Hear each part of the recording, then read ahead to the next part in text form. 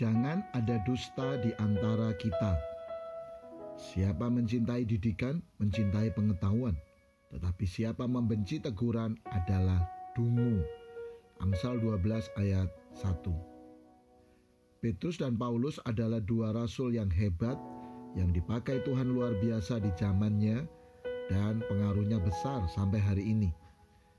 Namun mereka bukanlah pribadi-pribadi sempurna tanpa kelemahan. Namun suatu saat ketika Petrus mengunjungi Antiokhia, Paulus terus terang menentangnya sebab ia salah.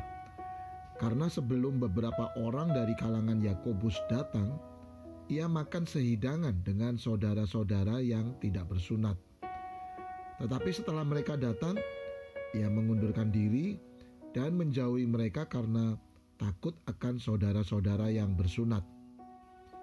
Dan orang-orang Yahudi yang lain pun turut berlaku munafik dengan dia, sehingga Barnabas sendiri turut terseret oleh kemunafikan mereka. Galatia 2 ayat 11-13. Pada saat itu, orang-orang Yahudi menganggap sebagai aib jika sampai bergaul, apalagi makan sehidangan dengan orang tidak bersunat.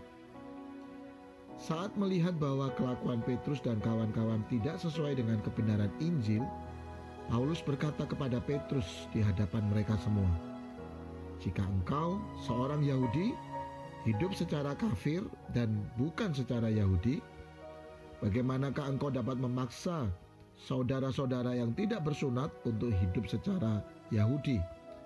Galatia 2 ayat 14.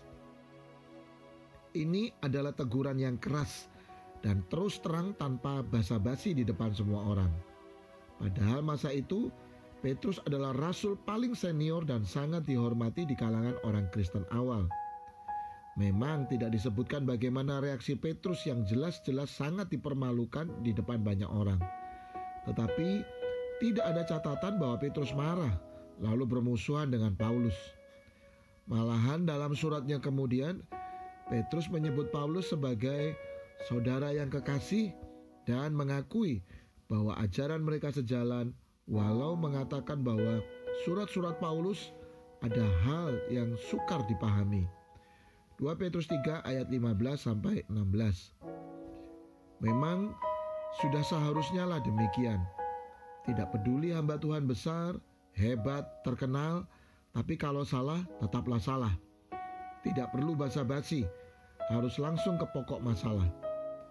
Dalam hal ini kita menyadari perlunya rekan sepelayanan yang olehnya ada pelayanan saling mengasihi, saling membangun, termasuk saling menegur dan menasehati. Betapa malangnya nasib orang yang tidak punya rekan yang berani menegurnya jika salah. Orang seperti ini akan selalu merasa benar, lalu terhilang dalam kesalahan. Karena itu, berbahagialah kita jika ada orang yang peduli dan mau menegur jika kita salah. Malahan harus menemukan rekan yang seperti itu. Haleluya. Lebih baik teguran yang nyata-nyata daripada kasih yang tersembunyi. Amsal 27 ayat 5.